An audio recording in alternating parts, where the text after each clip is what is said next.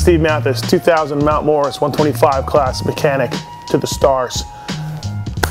I get a lot of questions about throttle cables and throttle actions on 4-strokes. As you know, he has a push and a pull, and be it carbureted or fuel injection, the throttle cable system remains the same. Well, this week on Transworld How To, presented by Bike Bandit, I'm going to take you through a replacing of throttle cable on one of these new modern 4-strokes. Stick around, I bet you'll learn something. Alright, first place you want to start when you're going to redo your throttle cable is appropriately enough at the throttle housing. A little trick you can do, just go down to your local hardware store, replace these Phillips screws that come stock with some bolts that have an 8mm head on them. Just make sure you get the same length. Get an 8mm head on them, and that way you won't strip them out and they'll last longer. That was something that we pretty much did automatically on a lot of the bikes I worked on.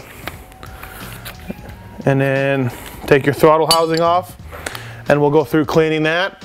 Also, you're gonna need your seat off and your tank off, so let's get busy. All right, seats off, disconnected the fuel line. On some of the EFI bikes, you can just pull the tank aside to get to it. This one's carburetor, I'm gonna take this right off. Probably a good idea to do on the carbureted bikes. Turn your fuel nozzle down on your carburetor so nothing falls in there. As well, take one of your bolts, just stick it in your fuel line like so nothing gets in there as well. Okay, so now I've got the carburetor exposed and the cables to come off, and you can see these bolts over here on the carburetor. 2 throttle cables, carburetor cover is off, 2 throttle cables, 1 push, 1 pull. Keep those separate, and you'll notice the bottom one has a adjuster nut on it, so you know where to put it back in, and the top one is there. And just get in there and break them loose. You can do it with these new bikes with the aluminum frames. Lots of room in there, fair amount anyways. All right, I've broken that adjuster, slide it off, reach in there, pull the cable like so, and this one will just unscrew. Once you have that one, and you have some play in your cable, you can get in there. Excuse me, camera.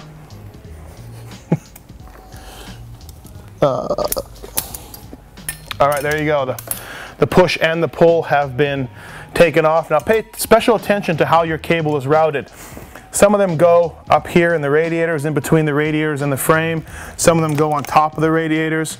Some of them go in here and on this side of the number plate. Whatever it is, however it is, pay special attention to how your cable is routed, because the new cable you're putting on, you're going to want to do exactly the same thing because they're made for certain lengths. So this one comes out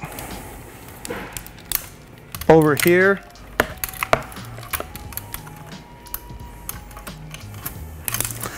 You can see we've got an hour meter on there. We need to disconnect.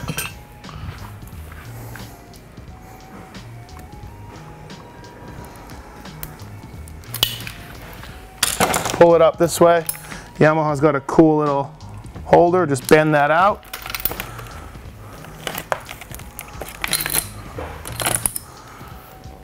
There you go. Here's your old throttle cable. And again, pay special attention to how it was routed. Let's install the new one.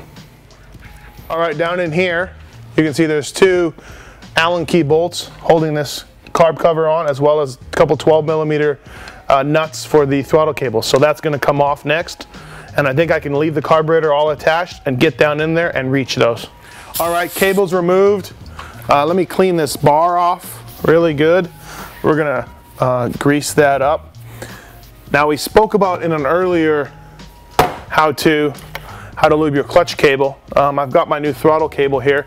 If you had an old one and you wanted to lube it, you certainly can. You can do the return one. It'll make it a little easier. Just go from the bottom end, because as you can see, the top has those plastics. So just go from the bottom and do the exact same thing. It'll come out there that way. But it's not really needed that much. So, okay, so we paid attention to how we were routed. And on this bike, it was to the right of the number plate bolt. and it came down through the triple clamps. Easy for me to say.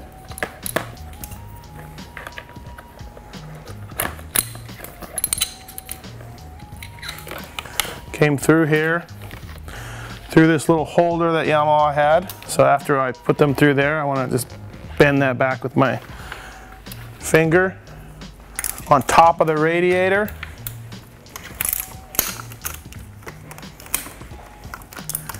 And down in there. Okay, it's cut. All right, we know that the pull part of the cable does not have the adjuster, and we know that that goes in the top. There is only one way it can go in. So go ahead and screw that in there, like so.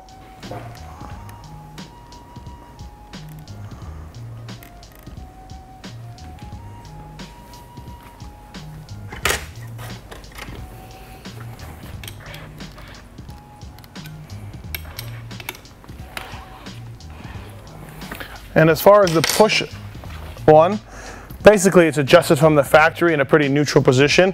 Any kind of throttle play adjustment is going to be done up here on the top, so you can just leave that where it is, and it goes in here. The throttle cables loop around the wheel. Throttle pulley. You have to be careful that you seat the nut in the right way. It'll only go in one way. And let's put the top in before we get too far here.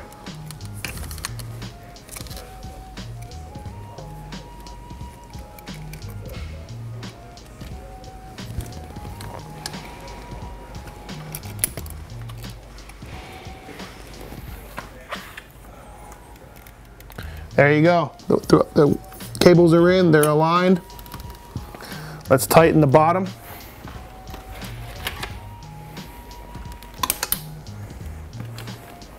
All right, time to devote our attention to the top. For that smooth feeling factory throttle, we've cleaned the bar. Now let's clean the throttle tube out with some contact cleaner. Spray it down in there. It gets pretty dirty. Now you can use assembly lube for this. I recommend assembly lube. That's what I did when I was a mechanic. But failing that, certainly some Maxima MPPL lube will work. Spray it down in that throttle, and now you're ready to put it on the bar up here. Slowly slide it on. And you can feel it. It's a lot better than what it used to be already.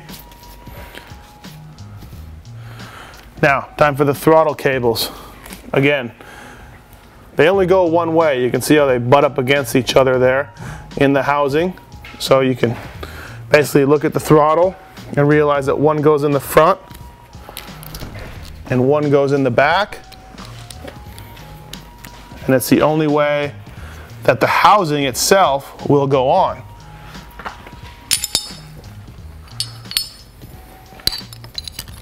You can see the housing fits in like so.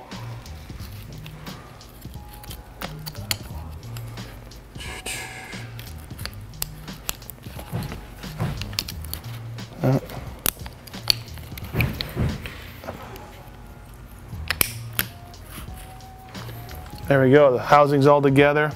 Before you put the bolts in, you can put this rubber piece on just to kind of hold it together while you dig up for some bolts. Now, I explained going to your local hardware store and getting some 8mm bolts for these screws.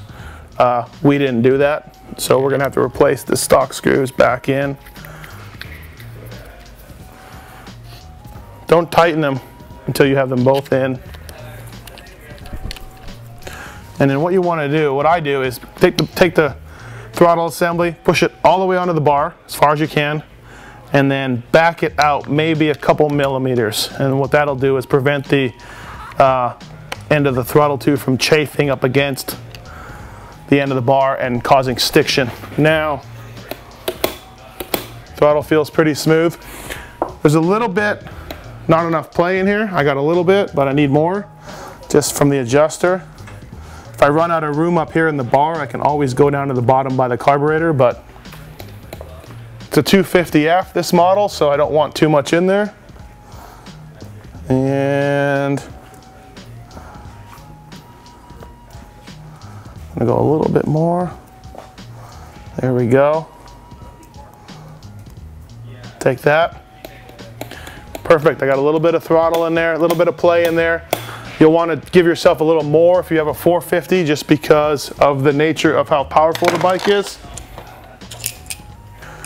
I'm ready to go. I'm ready to put this on.